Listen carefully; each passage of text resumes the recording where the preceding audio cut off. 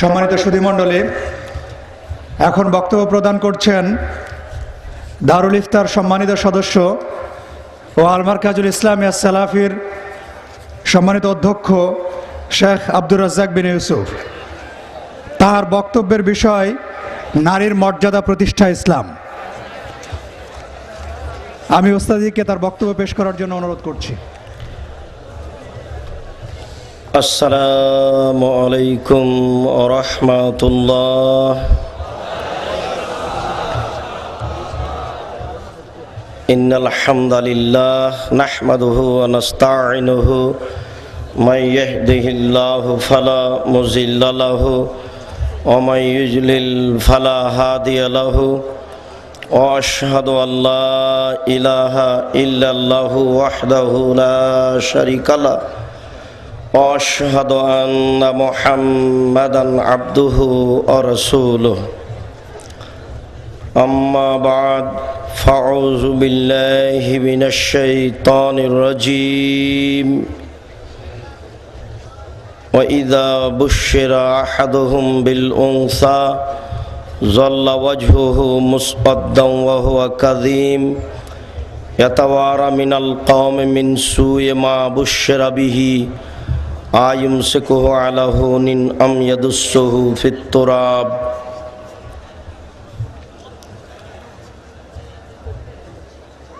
আন আবি সাঈদিল খুদরি রাদিয়াল্লাহু তাআলা আনহু قال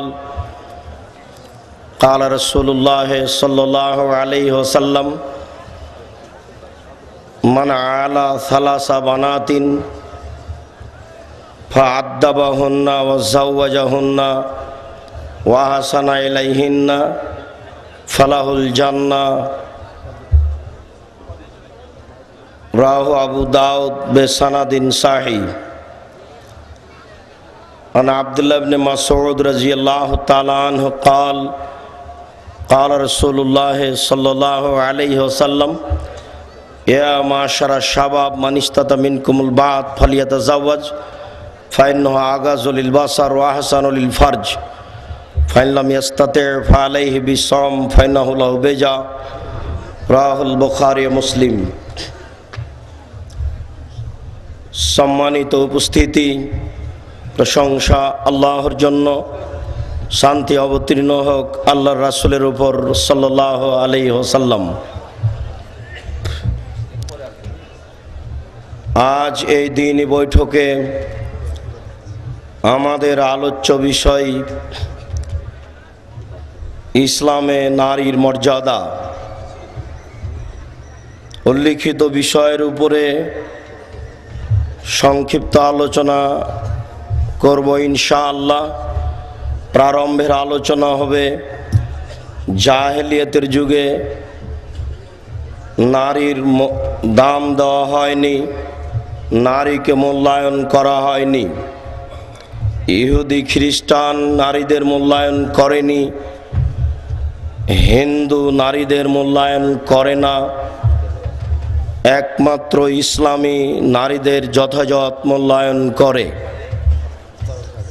এ ব্যাপারে আল্লাহ তাআলা নারীদের মর্যাদা উল্লেখ করেছেন। রাসূল সাল্লাল্লাহু আলাইহি ওয়াসাল্লাম নারীদের যথাযথ মূল্যায়ন করেছেন। আমরা ইনশাআল্লাহ সংক্ষিপ্ত হলেও গুরুত্বপূর্ণ তথ্যবহুল বিবরণের চেষ্টা করব। জাহেলিয়াতের যুগে, বন্যতার যুগে, বর্বরতার যুগে নারীদের মূল্যায়ন করা হয়নি। এর নকশা আল্লাহ তাআলা নিজেই উল্লেখ করেছেন। মহান আল্লাহ বলেন, ওয়াইদা বুশিরা আহাদুহুম বিল উনসা। জাহেলিয়াতের যুগে যখন কোনো মেয়ের পিতাকে বলা হতো তোমার মেয়ে জন্ম নিয়েছে, তখন তার মুখ কালো হয়ে যেত। মুখ দেখে মনে হতো বিষ পান করেছে, মুখ তার বিবর্ণ হয়ে যেত। ইয়াতাওয়ারা মিনাল কওমি মিন সুয়ে মা বুশিরা বিহি। সে মানুষ সমাজ থেকে লুকিয়ে থাকতো এ কারণে যে তাকে বলা হয়েছে তোমার মেয়ে জন্ম নিয়েছে। সে লজ্জায় মানুষ সমাজে যেত না। সে চিন্তা করত কি করি, আয়ুমসকুহালাহুনিন আম ইয়াদুসসহু ফিত-তুরাব। অপমান অবস্থায় সে মেয়ে রেখে দিবে না মাটিতে পুঁতে দিবে। যদি মেয়ে রেখে দেয় অপমান সুনিশ্চিত, যদি মাটিতে পুঁতে দেয় বালাই চলে গেল। অত্র আয়াত দ্বারা প্রমাণিত হয় যে জাহেলিয়াতের যুগে, বর্ণতার যুগে, বর্বরতার যুগে, অসভ্যতার যুগে নারীদেরকে মাটিতে পুঁতে দেওয়া হতো। মহান আল্লাহ বলেন, ওয়াইদাল মাউদাতু সুইলাত বিআইয়ি যামবিন কুতিলাত।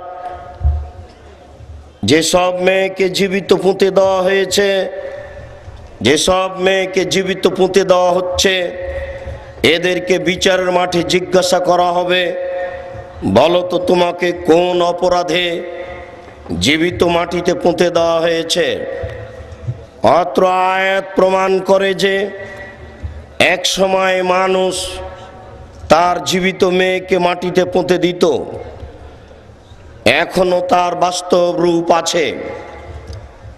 আবু হুরায়রা রাদিয়াল্লাহু তাআলা আনহু বলেন, রাসূল সাল্লাল্লাহু আলাইহি ওয়াসাল্লাম বলেছেন, ইন্নাল্লাহা হাররামা আলাইকুম উকুকাল উম্মাহাত ওয়াদাল বানাত ওয়া মানাওয়াহাত। নিশ্চয় আল্লাহ তাআলা তোমাদের উপরে মায়ের অবাধ্য হওয়া হারাম করেছেন, জীবিত মেয়েকে মাটিতে পুঁতে দেওয়া হারাম করেছেন এবং কৃপণ হওয়াকে হারাম করেছেন। অত্র হাদিস দ্বারাও প্রমাণিত হয় যে এক সময় মানুষ তার মেয়েকে জীবিত মাটিতে পুঁতে দিত। ইবনে ওমর রাদিয়াল্লাহু তাআলা আনহু বলেন, কায়েস ইবনে আসিম রাদিয়াল্লাহু তাআলা আনহু রাসূলের নিকটে এসে বললেন, আল্লাহর রাসূল, ওয়াদাতু সামানিয়া বানাতিন লি, আমি আমার 8টি মেয়েকে নিজে হাতে মাটিতে পুঁতে দিয়েছি। অন্য এক বর্ণনায় তিনি বলেন, আমি আমার 10টি মেয়েকে নিজ হাতে মাটিতে পুঁতে দিয়েছি। অত্র বিবরণ দ্বারা প্রমাণিত হয় যে এক সময় এমন ছিল যে সময়ে মানুষ তার নিজের মেয়েকে মাটিতে পুঁতে দিত। সেই সময়ের নাম হচ্ছে বন্যতার যুগ, বর্বরতার যুগ, অসভ্যতার যুগ। সেই যুগ আবার ফিরে আসছে। সেই সময় সেই পরিস্থিতি মানুষের উপরে আবার ফিরে এসেছে। যা এসেছে এর চেয়ে আরো জটিল কঠিন হবে। সম্মানিত উপস্থিতি, আমরা পুঁতে দেওয়ার একটা বিবরণ এইভাবে দিতে পারি। উল্লেখ করা হয়েছে যে মেয়ের পিতা মেয়ের মাকে বলতো, মেয়েকে সুন্দরী করে সাজিয়ে দাও। মেয়ের পিতা আগে বাইরে গর্ত খুঁড়ে আসতো, সাজানো মেয়েকে সাথে নিয়ে গিয়ে গর্তের পাশে গিয়ে বলতো, আম্মু গর্তের দিকে লক্ষ্য করো। মেয়ে গর্তের দিকে লক্ষ্য করলে নিজ পিতা পা ধরে উল্টিয়ে গর্তের মধ্যে ফেলে দিয়ে মাটি চাপা দিয়ে পুঁতে দিয়ে চলে আসতো। আমরা এখানে এতটুক বলি যে, বা এতটুক বলতে পারি যে, তাহলে কি তাদের অন্তরে মেয়ের ভালোবাসা ছিল না? তাহলে কি তারা মেয়েকে আদর করত না? তাহলে কি তারা মেয়েকে চুমা চাটা দিয়ে মানুষ করত না? এমন কেন? এটাই পরিস্থিতি। পরিস্থিতি যখন জটিল হয়ে যায়, পরিস্থিতি যখন কঠিন হয়ে যায়, তখন মানুষ আর মেয়েকে আদর করতে পারে না। ওর নামই হচ্ছে জাহেলিয়াত, ওর নামই হচ্ছে বন্যতার যুগ, ওর নামই হচ্ছে বর্বরতার যুগ। আজকে আপনাকে আমি 1 মিনিট দেখাতে পারি এইভাবে। আপনি ঢাকা থেকে আপনার মেয়েকে বলছেন, আম্মু রাজশাহী ট্রেন স্টেশনে নেমেই আগে তুমি হোটেলে খাবা, তারপরে তোমার গন্তব্য স্থানে যাবা। এরপরে আপনি ঢাকা থেকে আপনার ছেলেকে, আপনার ভাতিজাকে মোবাইল করে বলছেন, তোমার বোনকে এইসব ব্যবস্থা করে দিও। আপনি বারবার আম্মু বলে চিৎকার করছেন মোবাইলে, টেলিফোনে, ভাতিজার মাধ্যমে। পরের দিনই ভাতিজা সংবাদ শোনালো, চাচা খালেদা এক ছেলের সাথে বের হয়ে চলে গেছে। তখন আপনি পাল্টা বলছেন, এই মেয়েকে ত্যায্য পুত্র করলাম, এই মেয়েকে যদি আমি পাই তাহলে নিজ হাতে টুকরা টুকরা করে মাটিতে পুঁতে দেব। কালকে যে অন্যভাবে বলছিলেন, আজকে এমন কেন? এর নাম জাহেলিয়াত। পরিস্থিতি যখন উল্টা হয়ে যায় তখন আর মেয়েকে মূল্যায়ন করা যায় না। জাহেলিয়াতের যুগে, বন্যতার যুগে, বর্বরতার যুগে, অসভ্যতার যুগে নারীদের মূল্যায়ন করা হয়নি, তাদের দাম দেওয়া হয়নি, তাদেরকে মাটিতে পুঁতে দেওয়া হয়েছে। ইহুদি খ্রিস্টান নারীদের কোনোদিন দাম দেয়নি। ইহুদি খ্রিস্টান আজও নারীদের মূল্যায়ন করে না। নারীরা যদি ঋতুবতী হয় তাহলে তারা আজও বিছানায় স্পর্শ করতে দেয় না, তারা নিজ বিছানায় আশ্রয় দেয় না। মনে করে যে ঋতুবতী হয়েছে মানে পচে গেছে, নষ্ট হয়ে গেছে, সে মূল্যায়ন করা বস্তু নয়। অথচ আয়েশা রাদিয়াল্লাহু তাআলা আনহা বলেন, আমি একটা গিলাসে পানি পান করার পরে গিলাসে কিছু পানি রেখে গিলাসটা রাসূলের হাতে দিলাম, রাসূল গিলাসের ওখানেই মুখ লাগিয়ে পানি পান করলেন যেখানে আমি মুখ লাগিয়ে পানি পান করেছি, তখন আমি ঋতুবতী। আয়েশা রাদিয়াল্লাহু তাআলা আনহা বলেন, একটা গোশতের টুকরা আমি মুখে দিয়ে ছিঁড়ে খেয়ে রাসূলের হাতে দিয়েছি, রাসূল ওখানে দাঁত লাগিয়ে ছিঁড়ে খেলেন, আমি যেখানে মুখ লাগিয়ে দাঁত লাগিয়ে ছিঁড়ে খেলাম, তখন আমি ঋতুবতী। আয়েশা রাদিয়াল্লাহু তাআলা আনহা বলেন, আল্লাহর নবী আমার উরুরানের উপরে মাথা রেখে কোরআন তেলাওয়াত করেন, তখন আমি ঋতুবতী।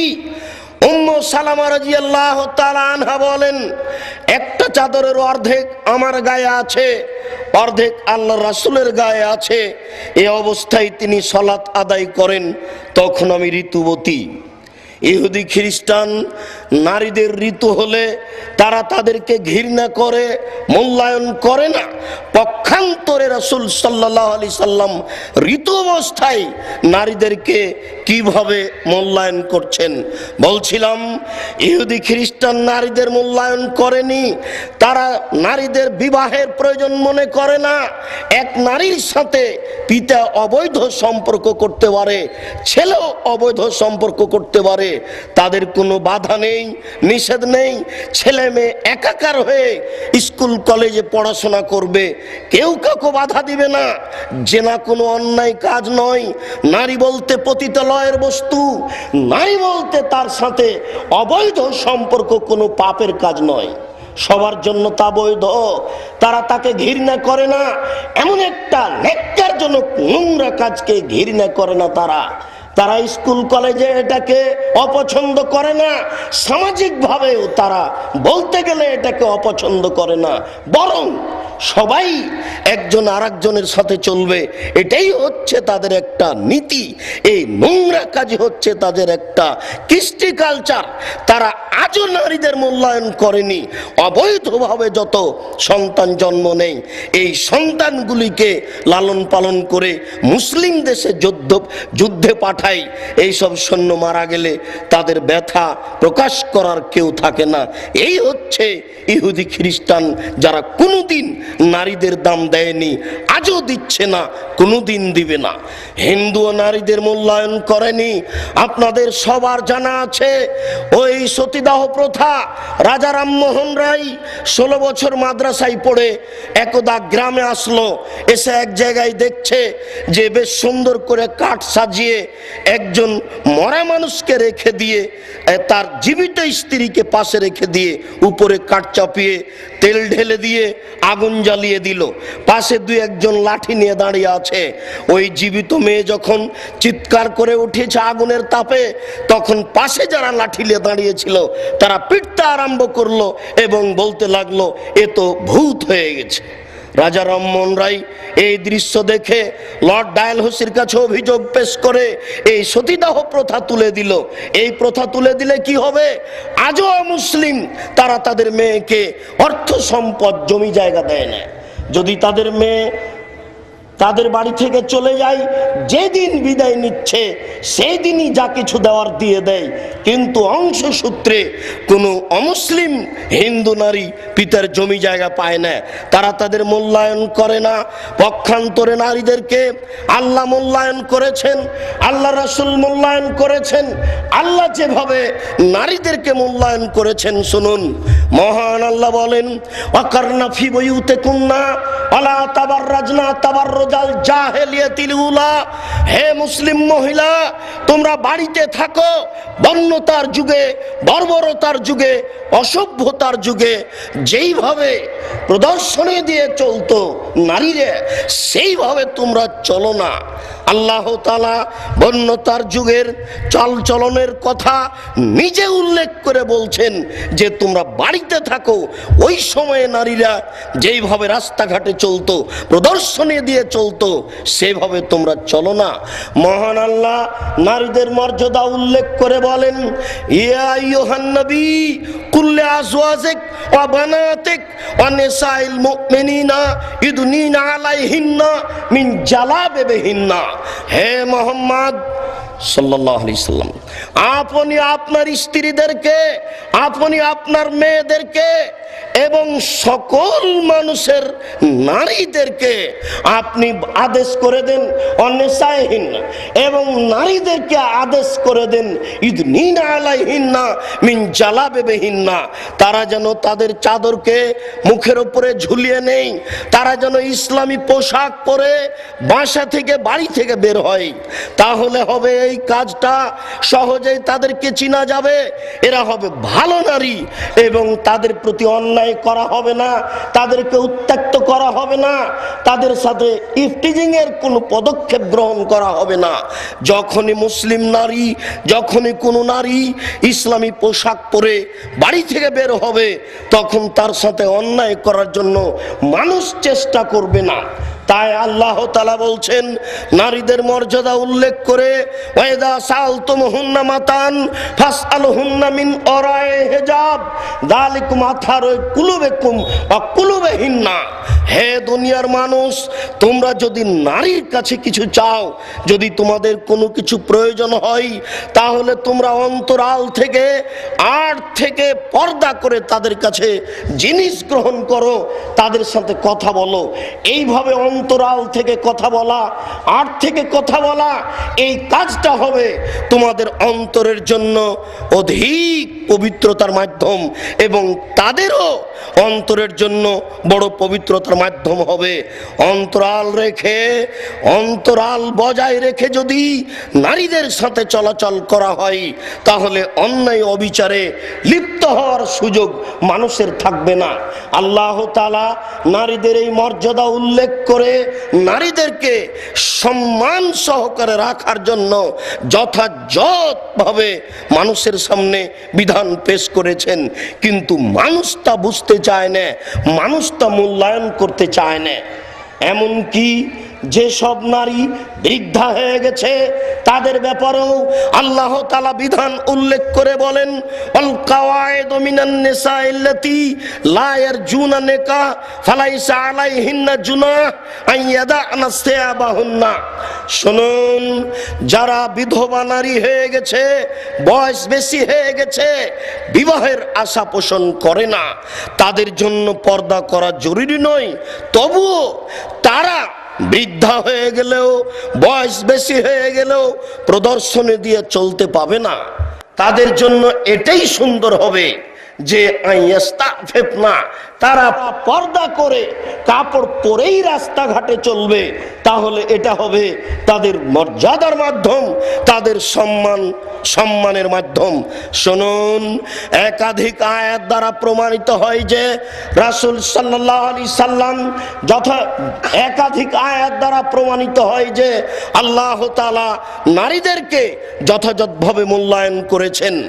রাসূল সাল্লাল্লাহু আলাইহি সাল্লাম নারীদের মূল্যায়ন করে বলেন, আনাস রাদিয়াল্লাহু তাআলা আনহু বলেন, রাসূল সাল্লাল্লাহু আলাইহি ওয়াসাল্লাম বলেছেন, মান আলা জারিয়াতাইনে, কেউ যদি দুইজন মেয়ে লালন পালন করে, মান আলা জারিয়াতাইনে, কেউ যদি দুইজন মেয়ে লালন পালন করে, হাত্তা তাবলুগা, বয়স্কা হওয়া পর্যন্ত, একটা পর্যায় পর্যন্ত যদি কোনো মানুষ দুইজন মেয়েকে লালন পালন করে, রাসূল সাল্লাল্লাহু আলাইহি সাল্লাম বলছেন, হুয়া ওয়া আনা ফিল জান্নাতে হাকাজা ওয়া জাম্মা সাবিআহু। তিনি বললেন, যে ব্যক্তি দুইটি মেয়ে লালন পালন করবে, সে ব্যক্তি আর আমি জান্নাতে এইভাবে থাকবো। আঙ্গুল দুটি সামনে ধরে জমা করে নিলেন। এই আঙ্গুল দুটি জমা করলে যেমন পাশাপাশি হয়ে যায়, যে ব্যক্তি দুইটি মেয়েকে লালন পালন করলো, বড় করলো, এই ব্যক্তি আর আমি মুহাম্মদ সাল্লাল্লাহু আলাইহি সাল্লাম জান্নাতে এইভাবে থাকবো। শুনুন, দুইটা মেয়ে নয়, 10টা ছেলেকে যদি উচ্চ শিক্ষা দান করেন, এরপরেও আপনি আল্লাহর রাসূলের সাথে জান্নাতে থাকবেন, এ কথা আল্লাহ রাসূল বলেননি। আল্লাহ রাসূল নারীদের কিভাবে মর্যাদা উল্লেখ করেছেন আসলে আমাদের অবগতিতে নেই। উকবা ইবনে আমির রাদিয়াল্লাহু তাআলা আনহু বলেন, রাসূল সাল্লাল্লাহু আলাইহি ওয়াসাল্লাম বলেছেন, মান কুন্না সালাসু বানাতিন, কারো যদি 3টি মেয়ে হয়, ফাসাবারা আলাইহিন্না, 3টি মেয়েকে যদি ধৈর্য সহকারে মেনে নেই, ওয়া তামাহুন্না, যদি তাদের খাদ্য জগিয়ে থাকে, ওয়া সাকাহুন্না, তাদের যদি পানীয় জগিয়ে থাকে, ওয়া কাসাহুন্না, যদি তাদের পরিধান পোশাক জগিয়ে থাকে, মিন জাদাতিহি, নিজ পরিশ্রমে, কন্নালাহু হিজাবান মিনান নার, তাহলে এই 3টি মেয়ে তার জন্য জাহান্নাম থেকে অন্তরাল হয়ে যাবে। এমন ভাবে 3টি মেয়ে বিচারের মাঠে দাঁড়িয়ে যাবে যে জাহান্নাম থাকবে এইদিকে, আর মধ্যে থাকবে মেয়ে 3টি, আর ওই দিকে থাকবেন আপনি। অর্থাৎ আপনার জাহান্নাম হবে না।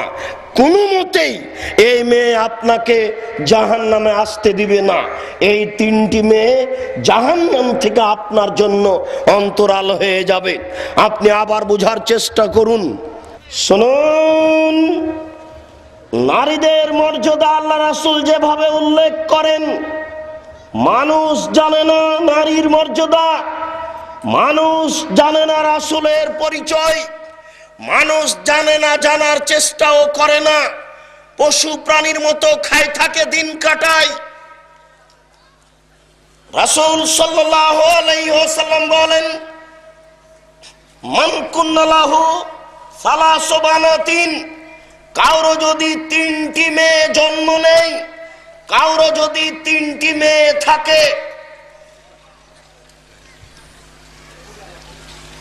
ফাতামাহুন্না, তাকে যদি সে খাদ্য দিয়ে থাকে, ওয়াসাকাহুন্না, তাদের যদিও পানির ব্যবস্থা করে থাকে, ওয়াকাসাহুন্না, তাদের যদি পোশাকের ব্যবস্থা করে থাকে, মিন জাদাতিহি, নিজ পরিশ্রমে, কুন্নালাহু হিজাবান মিনান নার, এই মেয়ে 3টি তার জন্য জাহান্নাম থেকে অন্তরাল হয়ে যাবে।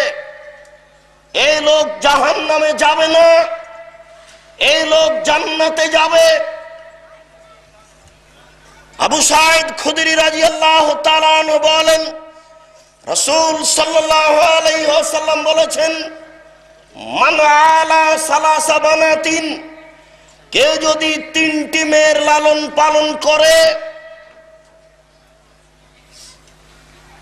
আতামাহুন্না, তাকে খাদ্য দিয়ে থাকে, আদাবাহুন্না, তার যদি শিষ্টাচারের ব্যবস্থা করে থাকে, ওয়াজাওয়াজাহুন্না, তার যদি বিবাহের ব্যবস্থা করে থাকে, ওয়াহসানা ইলাইহিন্না, তাদের সাথে যদি সুন্দর আচরণ করে থাকে। এই হাদিসে আরো 2টি দায়িত্ব বেশি হয়ে গেল। আগের হাদিসে ছিল খাদ্যের ব্যবস্থা, পানির ব্যবস্থা, কাপড়ের ব্যবস্থা। অত্র হাদিসে আরো 2টি দায়িত্ব বেশি হয়েছে। তার একটি হচ্ছে যদি তাকে শিষ্টাচার দিয়ে থাকে, আর একটি ব্যবস্থা ওয়াজাওয়াজাহুন্না, যদি তার বিবাহের ব্যবস্থা করে থাকে।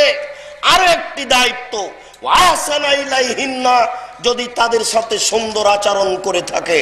পরস্পর 3টি মেয়ে হলে সুন্দর আচরণ করা কঠিন, যেটা মুহতারাম আমিরে জামাত একটু আগে বলছিলেন। মেয়ে লালন পালনের বিষয়টি মানুষ ভারী মনে করে, মূল্যায়ন করে না। আল্লাহ রাসূল বলছেন, যদি তার সাথে সুন্দর আচরণ করে থাকে। কয়েকটা মেয়ে পরস্পর জন্ম নিলেই স্বামী তাকে তালাক দেওয়ার সিদ্ধান্ত নেয়, অথচ আল্লাহ রাসূল বলছেন, যদি কারো 3টি মেয়ে থাকে, সে যদি তার সাথে সুন্দর আচরণ করে থাকে, আল্লাহ রাসূল বলছেন ফালাহুল জান্নাহ, এই ব্যক্তি জান্নাতে যাবে। 3টি মেয়ের লালন পালন করে, তার সাথে সুন্দর আচরণ করে, তার জন্য নগদ জান্নাত। 10টা ছেলে যদি আপনি বিলাত থেকে পড়িয়ে নিয়ে আসেন, যদি বহির্বিশ্ব থেকে উচ্চ শিক্ষিত করে নিয়ে আসেন, এই 10টি ছেলে আপনার কোনো উপকারে আসবে এ কথা আল্লাহ রাসূল বলেননি। তো ছেলেকে পড়াতে হবে কেন? আপনি জন্ম দিয়েছেন, এই জন্য আপনার এটা জিম্মেদারি, আপনাকে পড়াতে হবে। যাকাত দিয়ে নেকি হয় না, দান করে নেকি হয়। যাকাত দিয়ে ফাঁসি রক্ষা হয়। জন্ম দিয়েছেন ছেলে, তাকে উচ্চ শিক্ষা দিতে হবে, এটা আপনার জিম্মেদারি। আপনি যদি বলেন, আব্দুর রাজ্জাক সাহেব, আমরা তো শুনেছি আল্লাহর নবী বলেছেন মানুষ মারা গেলে তাদের 3টি আমল চালু থাকে। মানুষ মারা গেলে তাদের 3টি আমল চালু থাকে। এক, সাদকাতুন জারিয়া, চলন্ত সাদকা।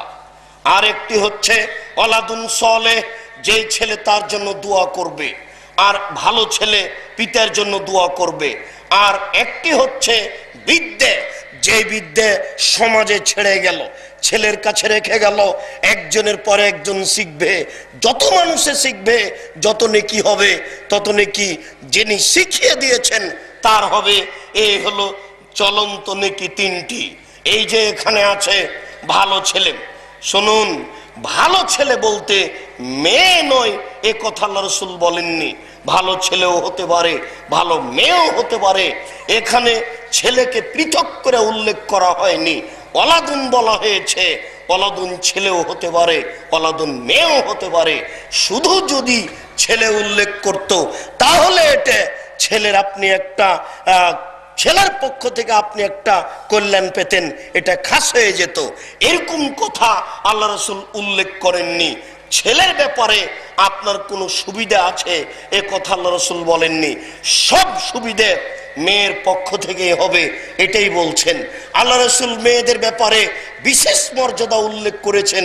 তিনি বলেন, ইন্নাল মারাতা ইযা সাল্লাত খামসাহা, যখন কোনো মহিলা 5 ওয়াক্ত সালাত আদায় করে, ও সামাত শাহরাহা, রমজান মাসে সিয়াম পালন করে, ও আতাত বালাহা, স্বামীকে মান্য করে, ও হাসানাত ফারজাহা, লজ্জা স্থানকে হেফাজতে রাখে, ফালতাদখুল মিন আবওয়াবিল জান্নাতে 7, জান্নাতের যে কোনো দরজা দিয়ে সে ঢোকার সুযোগ পেয়ে যায়। যখন কোনো নারী 4টা কাজ করতে পারে, যখন কোনো নারী 4টা কাজ করতে পারে, তখন জান্নাতের যে কোনো দরজা দিয়ে তার ঢোকার সুযোগ হয়ে যায়। 1, 5 ওয়াক্ত সালাত আদায় করলো, 2 রমজান মাসে সিয়াম পালন করলো, 3 স্বামীকে মান্য করলো, 4 লজ্জা স্থানকে হেফাজতে রাখলো, জেনায় লিপ্ত হলো না। এমন 4টি কাজ যদি কোনো নারী করতে পারে তাহলে জান্নাতের যে কোনো দরজা দিয়ে প্রবেশ করতে পাবে। আপনি 4টা কাজ করে জান্নাতের যে কোনো দরজা দিয়ে প্রবেশ করতে পাবেন, এ কথা আল্লাহ রাসূল উল্লেখ করেননি। আজ থেকে কিয়ামত পর্যন্ত যদি খুঁজেন তাহলে আপনার জন্য বিশেষ কোনো মর্যাদা নেই। বিশেষ কিছু করে আপনি জান্নাতে চলে যাবেন খাস করে এ কথা বলা হয়নি। কেউ যদি বলে, আব্দুর রাজ্জাক সাহেব শুনুন, আল্লাহর নবী বলেছেন কেউ যদি ওযু করে, ওযু করার পরে বলে আশহাদু আল্লা ইলাহা ইল্লাল্লাহু ওয়াহদাহু লা শারীকা লাহু ওয়া আন্না মুহাম্মাদান আবদুহু রাসূলুহু, এই দোয়া পড়লে সেও তো জান্নাতের যে কোনো দরজা দিয়ে প্রবেশ করতে পাবে। হ্যাঁ, এ কথা ঠিক, বুখারী মুসলিমের হাদিস। এই দোয়া পড়লে জান্নাতের যে কোনো দরজা দিয়ে প্রবেশের সুযোগ হয়ে যায়। তো এটা কি আপনার জন্য খাস, না নারী যদি ওযু করার পরে বলে সেও যাবে? পুরুষ যেমন ওযু করার পরে এই দোয়া পড়লে জান্নাতের যে কোনো দরজা দিয়ে প্রবেশ করতে পাবে, নারীও তেমন যদি ওযু করার পরে এই দোয়া পড়ে তাহলে জান্নাতের যে কোনো দরজা দিয়ে প্রবেশ করতে পাবে। আমি আপনাকে দেখাতে চাচ্ছিলাম আপনার জন্য বিশেষ কোনো মর্যাদা আছে নাকি, যেমন ভাবে নারীর রয়েছে। আল্লাহ রাসূল বলেন নারী যদি 3টি কাজ করতে পারে তাহলে সরাসরি জান্নাতে যাবে। নারী যদি 3টি কাজ করতে পারে সরাসরি জান্নাতে যাবে। 1, বেশি বেশি বাচ্চা দিতে পারে যে, 2, স্বামীকে ভালোবাসতে পারে যে, 3, স্বামী যদি রাগ করে তাহলে হাত ধরে বলে স্বামী যতক্ষণ পর্যন্ত আপনি খুশি না হবেন ততক্ষণ পর্যন্ত এ দাঁত দিয়ে অন্য কিছু চাবাবো না। এরকম মন্তব্য করতে পারে যে নারী, সে নারী সরাসরি জান্নাতে যাবে। আল্লাহ রাসূল উল্লেখ করছেন আপনি 3টি কাজ করে জান্নাতে চলে যাবেন, এমন কথা আল্লাহ রাসূল উল্লেখ করেননি, নারীর ব্যাপারে বলেছেন। যেমন ভাবে আগের হাদিসে পেলেন নারী 4টা কাজ করতে পারলে সরাসরি জান্নাতে চলে যাবে, আপনি 4টা কাজ করলে জান্নাতে চলে যাবেন, এই কথা আল্লাহ রাসূল খাস করে আপনার জন্য বলেননি। অত্র হাদিসে আল্লাহ রাসূল বলেন কোন নারী যদি 3টি কাজ করতে পারে তাহলে সরাসরি জান্নাতে যাবে, আপনি 3টি কাজ করলে সরাসরি জান্নাতে চলে যাবেন, এমন কথা আল্লাহ রাসূল উল্লেখ করেননি। আপনাকে আমি বুঝাতে পারছি না কি দিয়ে বুঝাই। নারীদের মর্যাদা যেমন পুরুষের মর্যাদা তেমন নয়। নারীদেরকে যেভাবে আল্লাহ রাসূল মূল্যায়ন করেছেন পুরুষদেরকে সেভাবে মূল্যায়ন করেননি। অতীতের জাতি বুঝেনি, এখনো অমুসলিম বুঝে না, ইহুদি খ্রিস্টান বুঝে না, এদেশের মুসলিমও বুঝে না নারীদের মর্যাদা কি। শুনুন, রাসূল সাল্লাল্লাহু আলাইহি ওয়াসাল্লাম বলেন, রাসূল সাল্লাল্লাহু আলাইহি ওয়াসাল্লাম বলেন আমি তোমাদের উপরে 5টি জিম্মেদারি দিচ্ছি নারীদের ব্যাপারে। আমি তোমাদের উপরে 5টি জিম্মেদারি দিচ্ছি নারীদের ব্যাপারে। রাসূল সাল্লাল্লাহু আলাইহি ওয়াসাল্লাম বলেন আতে মামা তায়েমতা, 1, তোমরা যে মানের খাচ্ছ সে মানের খাও। 2, ফাকসুহা মাক্তাসাইতা, তোমরা যে মানের কাপড় পরছো সে মানের পরাও। 3, ওলা তুকাব্বে, কখনো কটু কথা বলো না। স্ত্রীকে কটু কথা বলতে হয় না, স্ত্রীকে গালি দিতে হয় না, স্ত্রীকে নিন্দা করতে হয় না, কখনো ঠোঁট মোটা বলে নিন্দা করতে হয় না, কখনো রং কালো বলে নিন্দা করতে হয় না। তার বুদ্ধি কম, আপনি যদি এরকম কটু মন্তব্য করেন তাহলে আপনার সাথে তার ভালোবাসা কেটে যাবে, আপনার সাথে তার আন্তরিকতা কেটে যাবে, আপনাকে সে যথাযথ মূল্যায়ন করতে পারবে না। সংসারে কোনো সময় যদি তর্ক বিতর্ক হয় তাহলে আপনি জয়ী হওয়ার চেষ্টা করিয়েন না। আপনি যদি জয়ী হওয়ার চেষ্টা করেন তাহলে আপনারও বুদ্ধি কম, এটা প্রমাণ হয়ে যাবে। ওই সময় আপনাকে চুপ থাকতে হবে, নত স্বীকার করতে হবে, নইলে এই সংসার এক পর্যায়ে তালাকে চলে যাবে। যখন আপনি দেখছেন স্ত্রী ক্ষেপে গিয়ে কিছু বলছে, তখন আপনি মুখ বন্ধ করুন। ওই সময়ে যদি আপনি জোর করে কিছু বলতে চান, জোর করে কিছু করতে চান, তাহলে এর পরিবেশ পরিস্থিতি খারাপ হবে।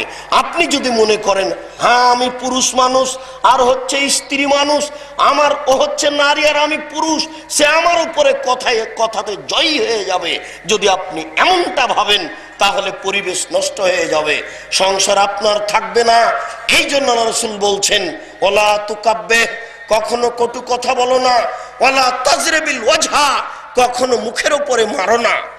4, আল্লাহর নবী মুখের উপরে মারতে নিষেধ করেছেন। আগেকার পণ্ডিত ছাত্র পড়া না পারলে মুখের উপরে মারতেন। কোন সময় মুখের উপরে মারা যাবে না, মুখের উপরে মারাই নিষেধ। যদি মারতেই হয় তাহলে শরীরের অন্য কোনো স্থানে মারতে হবে। আল্লাহ রাসূল এমনিতেই মুখের উপরে মারতে নিষেধ করেছেন। তিনি বলেন ওয়ালা তাতরুখা ওয়ালা তাহজুরহা ইল্লা ফিল বাইত, তুমি তোমার বাড়ি ছাড়া তাকে অন্য কোথাও থাকতে দিও না, তুমি তোমার বাড়ি ছাড়া তাকে অন্য কোথাও যেতে দিও না। শুনুন, এই 5টি জিম্মেদারি আপনার স্ত্রীর ব্যাপারে আপনার উপরে চাপানো হয়েছে, তার মর্যাদা রক্ষা করার জন্য, তার সম্মান রক্ষা করার জন্য। ও বাড়িতেই থাকবে, জরুরি প্রয়োজন ছাড়া বাড়ি ত্যাগ করতে পাবে না। চাচির বাড়ি যেতে পাবে না, খালার বাড়ি যেতে পাবে না, ফুফুর বাড়ি যেতে পাবে না, হাটে বাজারে যেতে পাবে না। আপনি বাড়িতে আছেন, ও বাজারে গেল কেন? এটা আপনার কাপুরুষের পরিচয়। কেন বাজারে যাবে? আপনি বাড়িতে থাকবেন। আশ্চর্য, আল্লাহ রাসূল বলছেন 5টি জিম্মেদারি তোমাদের উপরে চাপিয়ে দেওয়া হলো, তোমরা তো সেই জিম্মেদারি পালন করো, স্ত্রীকে মূল্যায়ন করো। 1, তোমরা যে মানের খাচ্ছ তাদের সে মানের খাওয়াবে। 2, তোমরা যে মানের পড়ছো সে মানের পড়াবে। 3, কখনো কটু কথা বলবে না। 4, কখনো মুখের উপরে মারবে না। 5, নিজের বাড়ি ছাড়া অন্য কোথাও থাকতে দিবে না, অন্য কোথাও যেতে দিবে না। জরুরি প্রয়োজন ছাড়া আপনার স্ত্রী বাড়ি ত্যাগ করতে পারে না। আপনাকে এ ব্যাপারে কঠিনভাবে সতর্ক করো। তো আরো বলতে চাচ্ছি, আল্লাহ রাসূলের কথাগুলিকে মূল্যায়ন করুন, তাহলে আপনি আপনার স্ত্রীকে মূল্যায়ন করতে পারবেন, নারী জাতি সম্মান পাবে। আবু হুরায়রা রাদিয়াল্লাহু তাআলা আনহু বলেন, রাসূল সাল্লাল্লাহু আলাইহি সাল্লাম বলেছেন ফাস্তাউসাউ বিন্নিসায়ে খায়রান, তোমরা সর্বদা নারীদেরকে ভালো উপদেশ দাও, তোমরা সর্বদা নারীদেরকে ভালো উপদেশ দাও। কোন সময় তাদের উপরে কঠোর হয়েও না, কোনো সময় তাদের গালি দিও না, কোনো সময় তাদের নিন্দা করো না, কোনো সময় তাদেরকে অবমাননা করার চেষ্টা করো না। সব সময় তোমরা তাদেরকে মূল্যায়ন করো। রাসূল সাল্লাল্লাহু আলাইহি সাল্লাম বিদায় হজের দিন জোরালো ভাষণ দিয়ে বললেন, শোনো, ইত্তাকুল্লাহ ফিন নিসায়ে, নারীদের ব্যাপারে তোমরা আল্লাহকে ভয় করো। দেখো, নারীদের ব্যাপারে তোমরা আল্লাহকে ভয় করো। তোমরা তাদেরকে গ্রহণ করেছো আল্লাহর নিরাপত্তায়, তোমরা তাদেরকে গ্রহণ করেছো আল্লাহর নিরাপত্তায়। ওয়াস্তাহলালতুম ফুরুজাহুন্না বেকালিমাতিল্লাহে, তোমরা তাদের লজ্জা স্থানকে বৈধ করেছো আল্লাহর কালেমায়, আল্লাহর বিধানের মাধ্যম দিয়ে তোমরা তাদের লজ্জা স্থান বৈধ করেছো। শোনো, তোমরা তাদেরকে আল্লাহর নিরাপত্তায় বাড়ি নিয়ে এসেছো। অতএব তাদেরকে যথাযথ মূল্যায়ন করো, ওদেরকে খাওয়ার ব্যবস্থা দাও, ওদের থাকার ব্যবস্থা দাও, ওদের পোশাকের ব্যবস্থা দাও। কখনো ওদের উপরে কঠোরতা করো না, কখনো ওদেরকে গালমন্দ দিও না। এটা রাসূল সাল্লাল্লাহু আলাইহি সাল্লাম বিদায় হজের দিন কঠিনভাবে কিয়ামত পর্যন্ত জাতিকে বলে গেলেন নারীকে মূল্যায়ন করার জন্য। তাই তো রাসূল সাল্লাল্লাহু আলাইহি সাল্লাম বলেন, আব্দুল্লাহ ইবনে মাসউদ রাদিয়াল্লাহু তাআলা আনহু বলেন, রাসূল সাল্লাল্লাহু আলাইহি ওয়াসাল্লাম বলেছেন, নারীদের মর্যাদা উল্লেখ করতে গিয়ে, ইয়া মাশারাশ শাবাব, হে যুবক দল, মানিস্তাতা মিনকুমুল বাত ফালিয়াতাজাওয়াজ, তোমাদের যাদের পয়সা আছে তারা যেন বিবাহ করে। এমনিতেই পয়সা নেই, আপনি একজন নিঃস্ব মানুষ আর একজন নারীকে নিয়ে আসবেন, আপনি তাকে মূল্যায়ন করতে পারবেন না, এটা ঠিক নয়। এ কারণে রাসূল সাল্লাল্লাহু আলাইহি ওয়াসাল্লাম বলেন, শোনো, নারীকে বাড়িতে নিয়ে তুমি তোমার ব্যবস্থা গ্রহণ করো। শোনো, পেশাবখানা লাগবে, পায়খানা লাগবে, গোসলখানা লাগবে, বৈঠকখানা লাগবে, মোহর লাগবে, শারীরিক ক্ষমতা লাগবে, এতগুলির নাম হচ্ছে ক্ষমতা। রাসূল সাল্লাল্লাহু আলাইহি সাল্লাম বলেন, নারীকে বাড়ি নিয়ে আসার পূর্বে তুমি প্রস্তুতি গ্রহণ করো। ও হচ্ছে সম্মানী বস্তু, ওকে মূল্যায়ন করতে হবে, ওকে ঘেরে রাখতে হবে, ওকে ঢেকে রাখতে হবে, আল্লাহর বিধান পালন করতে হবে তাকে নিয়ে আসার পূর্বেই। এই জন্য অপ্রস্তুতি অবস্থায় নারী বাড়িতে নিয়ে আসা যাবে না। আল্লাহ রাসূল পরের বাক্যে কঠিন ভাবে বলছেন, ফাইল্লাম ইস্তাতে, যদিও না পারে, যদি তার পক্ষে সম্ভব না হয়, যদিও না পারে, যদি তার পক্ষে সম্ভব না হয়, ফাইন্নাহু লাহু বেজা, তাহলে তার জন্য ফালাইহি বিসম, তাহলে সে যেন শ্যাম পালন করে, ফাইন্নাহু লাহু বেজা। এটাই হচ্ছে তার যৌবনকে দমন করার মাধ্যম। পয়সা নেই, বাড়ি ঘর নেই, বিবাহ করতে পাবে না। যদি বিবাহ করে নারীর অবমাননা হবে, এটাই ইসলাম গ্রহণ করে না। এই জন্য এই সময়ে সে বিবাহ করতে পাবে না, রোজা থাকবে।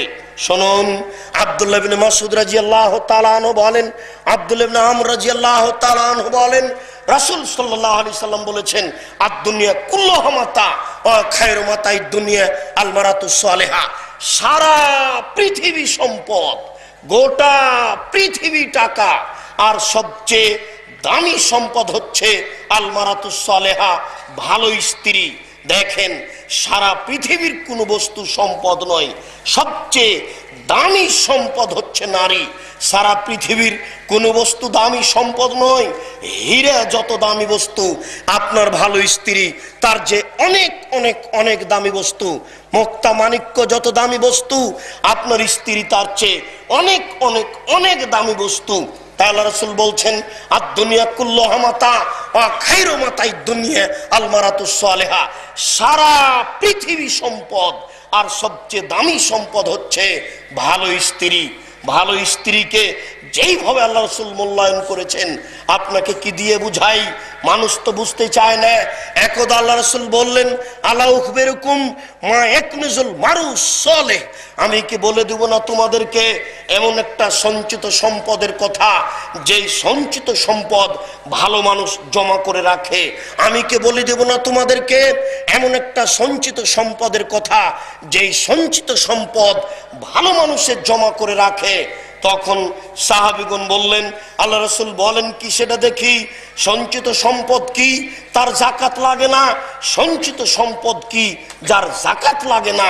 সঞ্চিত সম্পদ কি? তার যাকাত লাগে না। আল্লাহ রাসূল বললেন, শোনো, আল মারাতুস সালেহা, ভালো স্ত্রী হচ্ছে সঞ্চিত সম্পদ।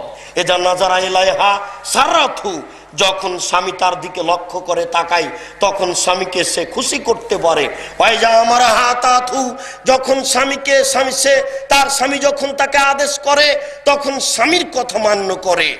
তারপরে ওয়ে জাগা বানহা হাফেজাথু, যখন স্বামী বাড়িতে থাকে না, তখন নিজেকে হেফাজতে রাখে। মোবাইলে অন্যের সাথে গল্পে জড়িয়ে পড়ে না, নিজেকে অন্যের কাছে বিলিয়ে দেয় না। এই তিনটি গুণ আছে যার, সেই হচ্ছে সঞ্চিত সম্পদ, যার যাকাত লাগে না। এই তিনটি গুণ আছে যার, সেই নারী হচ্ছে সঞ্চিত সম্পদ, যার যাকাত লাগে না। এক, স্বামীর সাথে কথা বললে হাসি মুখে বলে। দুই, স্বামী আদেশ করলে তা পালন করে। তিন, স্বামী যখন বাড়িতে থাকে না, তখন নিজেকে হেফাজতে রাখে, কন্ট্রোলে রাখে, নিজেকে বিলিয়ে দেয় না। শুনুন, সাহাবান রাদিয়াল্লাহু তাআলা আনহু বলেন, আমরা যদি জানতাম কোনটি সঞ্চিত সম্পদ জমা করে রাখতে হয়, আমরা যদি জানতাম কোনটি সঞ্চিত সম্পদ জমা করে রাখতে হয়, তাহলে আমরা জমা করে রাখতাম। কিন্তু আমরা অবগত হচ্ছি না কোনটি সঞ্চিত সম্পদ। এই কথা শুনে আল্লাহ রাসূল বললেন, শোনো, মানুষের জীবনে সবচেয়ে দামি সঞ্চিত সম্পদ হচ্ছে লেসানুন জাকির, ওই জিহ্বা যে জিহ্বা সুবহানাল্লাহ বলে, আলহামদুলিল্লাহ বলে, আল্লাহু আকবার বলে। রাসূল সাল্লাল্লাহু আলাইহি সাল্লাম বলেন, মানুষের জীবনে সবচেয়ে দামি সঞ্চিত সম্পদ হচ্ছে লিসানুন যাকির, ওই জিহ্বা যে জিহ্বা সুবহানাল্লাহ বলে, আলহামদুলিল্লাহ বলে, আল্লাহু আকবার বলে। এরপরে সঞ্চিত সম্পদ হচ্ছে কালবুন শাকির, ওই অন্তর, যে অন্তর শুকরিয়া আদায় করতে পারে, যে অন্তর আল্লাহর শুকরিয়া আদায় করে, যে অল্পতেই তুষ্ট হয়ে যায়, যে অল্পতেই খুশি হয়ে যায়, সেই অন্তর হচ্ছে সঞ্চিত সম্পদ। এই কথা বলার পরে আল্লাহ রাসূল বলছেন, অল মারাতুস সালেহা, ভালো স্ত্রীও সঞ্চিত সম্পদ। আল্লাজি তুইনু যাওজাহা আলা দীনিহি, যে ব্যক্তি তার স্ত্রীকে, যে ব্যক্তি তার স্বামীকে তার দ্বীনের উপরে সহযোগিতা করতে পারে, সেই স্ত্রী হচ্ছে সঞ্চিত সম্পদ। যে নারী তার স্বামীকে তার দ্বীনের উপরে সহযোগিতা করতে পারে, সে হচ্ছে সঞ্চিত সম্পদ। যে নারী তার স্বামীকে তার দ্বীনের উপরে সহযোগিতা করতে পারে, সেই নারী হচ্ছে সঞ্চিত সম্পদ। এশার নামাজের আগে স্ত্রী স্বামী ঘুমিয়ে গেছে, সেই স্বামীকে বলে, না, নামাজ না পড়ে ঘুমানো হবে না। রাত 12টায় বাড়িতে ঢুকেছে, সেই স্বামীকে বলে, দেখেন, এইভাবে দিন রাত বাহিরে কাটিয়ে এই সকাল 8টায় ঘুম থেকে উঠা ঠিক নয়।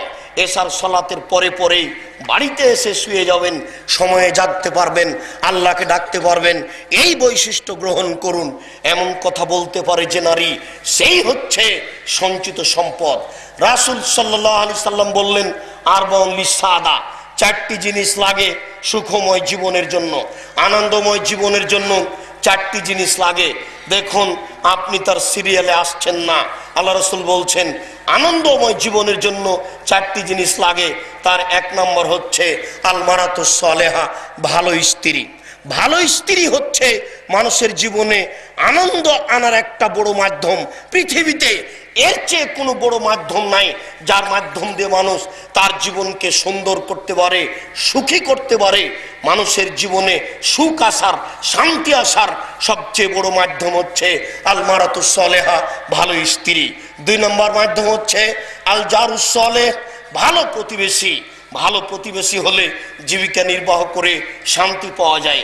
3য় মাধ্যম হচ্ছে আল মারকাবুল হানি, একটা ভালো যানবাহন, ভালো গাড়ি হোক, ভালো আপনার ঘোড়া হোক, ভালো আপনার মোটরসাইকেল হোক, যেটাই হোক না কেন, যেটা সহজে নষ্ট হয় না, এমন বস্তু যদি আপনার থাকে, তাহলে আপনার জীবনে আনন্দ আসবে। 4 আল বাইতুল ওয়াসিম, ঘর যদি প্রশস্ত হয়, অন্তত মেহমান যেখানে বসে সেই ঘরটা যদি প্রশস্ত হয়, তাহলে আপনি শান্তি পাবেন।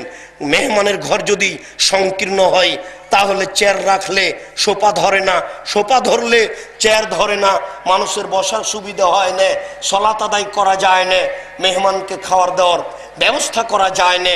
ওই রুম যদি বড় হয়, তাহলে আপনি মেহমানকে খাওয়িয়ে বসে শান্তি পান। এই জন্য আল্লাহ রাসূল বলছেন, আনন্দময় জীবনের জন্য 4টি জিনিস লাগে।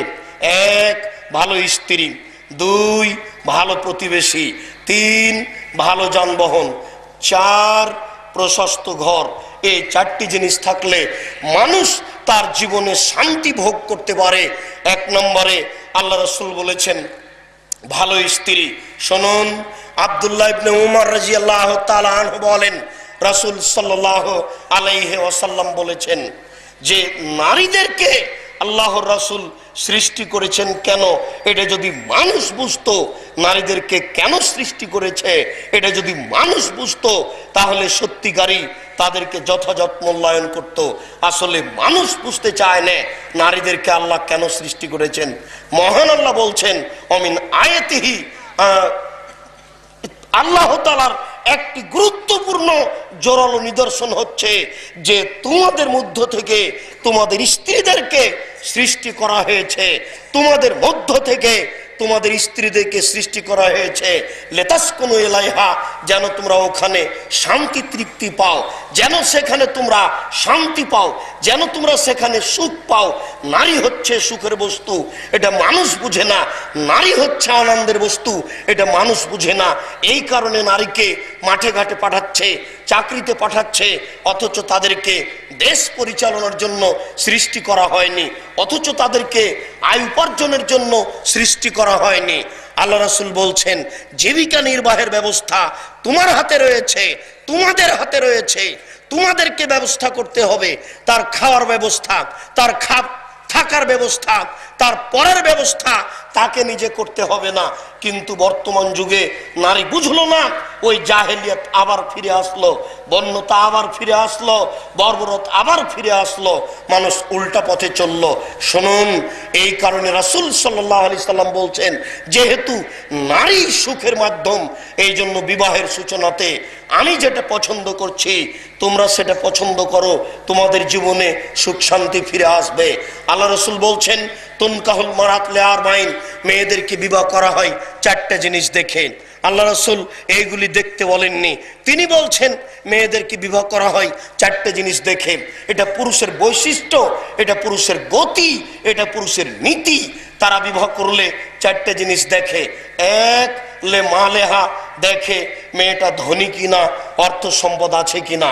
দুই, বলে হাসাবেহা, মেয়েটা বংশীয় কিনা। তিন, বলে জামালেহা, মেয়েটা সুন্দরী কিনা। চার, বলে দিনেহা, মেয়েটা ধার্মিক কিনা।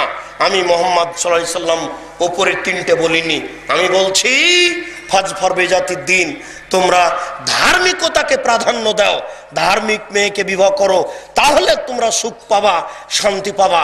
শুনুন, তাদের মর্যাদা উল্লেখ করতে গিয়ে আল্লাহ রাসূল বলছেন ইন্নাল মারাতা লা তুবাসিরুল মারাতাল মারাতা ফাতানাতুহা লিজাওজিহা কান্নাহু ইয়ানজুরু ইলাইহা। নারী এমন ঘেরে রাখা বস্তু, নারী এমন ঢেকে রাখা বস্তু, নারী এমন ঘেরে রাখা বস্তু, নারী এমন ঢেকে রাখা বস্তু যেন কোনো নারী কোনো নারীর গায়ে হাত না লাগায়, যেন কোনো নারী কোনো নারীর গায়ে হাত না লাগায়। ফাতানাতুহা লিজাওজিহা, যদি তার গায়ে হাত লাগায় তাহলে সে বুঝতে পারবে তার শরীর নরম না শক্ত। তখন সে তার স্বামীর সামনে বিবরণ দিবে যে শোনো, খালেদার শরীর এত নরম, তার মাথার চুল লম্বা লম্বা, কুচকুচে কালো, এরকম বিবরণ সে তার স্বামীর সামনে দিবে। তখন তার স্বামী অন্তরের চোখে ওই মহিলাকে দেখবে। এটাও একটা নাজায়েজ কাজ। তাআলা রাসূল বলছেন সাবধান, কোন নারীকে যেন কোন পুরুষ অন্তরের চোখে না ভাবে, কোন নারীকে যেন কোন পুরুষ অন্তরের চোখে না ভাবে। সামনাসামনি ভাবা তো দূরের কথা, নারী পুরুষ একাকার হয়ে পড়াশোনা করার তো কোনো প্রশ্নই আসে না। নারী পুরুষ একাকার হয়ে কলেজ বিশ্ববিদ্যালয়ে দিন কাটার তো কোনো প্রশ্নই আসে না। এই ৩ নম্বর শ্রেণীর বোকা নারীগুলি যদি এইভাবে সম অধিকারের দাবিতে মাঠে না নেমে এই দেশের নারী সরকারকে বলতে পারত যে শুনুন, আমাদের একটা দাবি রক্ষা করুন, এই বাংলাদেশের মাটিতে ঢাকা বিশ্ববিদ্যালয়ের মতো আরো 20টা বিশ্ববিদ্যালয় করতে হবে, যেখানে কর্মচারীও হবে নারী, শিক্ষিকা তো নারী হবেই, কর্মচারীও নারী হবে, কোনো পুরুষ থাকবে না। তারা যদি দাবি করতে পারত এই বাংলার মাটিতে 5000 কলেজ হবে, যেখানে শিক্ষিকা তো নারী হবেই, তার কর্মচারীও নারী হবে। তারা যদি দাবি করতে পারত যে 50,000 স্কুল হবে, যেখানে শিক্ষিকা তো নারী হবেই, কর্মচারীও নারী হবে, তাহলে নারী তার মর্যাদা রক্ষা করতে পারত, তার মান রক্ষা করতে পারত। আপনাকে কি দিয়ে বুঝাই? আসলে নারী বুঝলো না তাদের মর্যাদা, দেশের নেতা নেত্রী বুঝলো না তাদের মর্যাদা, শিক্ষামন্ত্রী বুঝলো না তাদের মর্যাদা, জাতি বুঝলো না নারীদের মর্যাদা। সেই জন্য জাহেলিয়াতের যুগ, বন্যতার যুগ, বর্বরতার যুগ আবার ফিরে আসলো। আবার মানুষ মেয়েকে আবার পুঁতে দিতে শিখলো। কম্পিউটারে দেখলো যে পেটে মেয়ে সন্তান আছে, তখন স্ত্রীকে নিয়ে গিয়ে হাসপাতালে নিয়ে গিয়ে বাচ্চা নষ্ট করে দিল। আবার জাহেলিয়াত ফিরে এসেছে। আবার নারীদেরকে মূল্যায়ন করার যোগ্যতা পুরুষ হারিয়ে দিয়েছে, তাই নারীদেরকে আবার অবমাননা করা হচ্ছে। সম্মানিত দিনী ভাই, অন্যদিন আরো আমরা বিস্তারিত বিষয়টি নিয়ে আলোচনা করব। আজকের মতো এই পর্যন্ত আলোচনা করেই সংক্ষিপ্ত আলোচনা এখানে শেষ করছি। আল্লাহ, তুমি আমাদের সঠিক বুঝার তৌফিক দান করো, আমরা যেন নারীদেরকে মূল্যায়ন করতে পারি, আমরা যেন তাদেরকে যথাযথ দাম দিতে পারি। আল্লাহ, যেভাবে তুমি তাদেরকে সৃষ্টি করেছ সেই মর্যাদা দিয়ে যেন আমরা জীবিকা নির্বাহ করতে পারি। আল্লাহ, আমাদের যারা মারা গেছে তুমি তাদের কবরের শাস্তি মাফ করো। আমরা যারা অসুস্থ তুমি তাদের আরোগ্য দান করো। আমরা যারা বেঁচে আছি তুমি তাদেরকে তোমার রাসূলের পদ্ধতি অনুযায়ী চলার তৌফিক দান কর, আল্লাহুম্মা আমিন। মানুষ মৃত্যুর পর তার বামে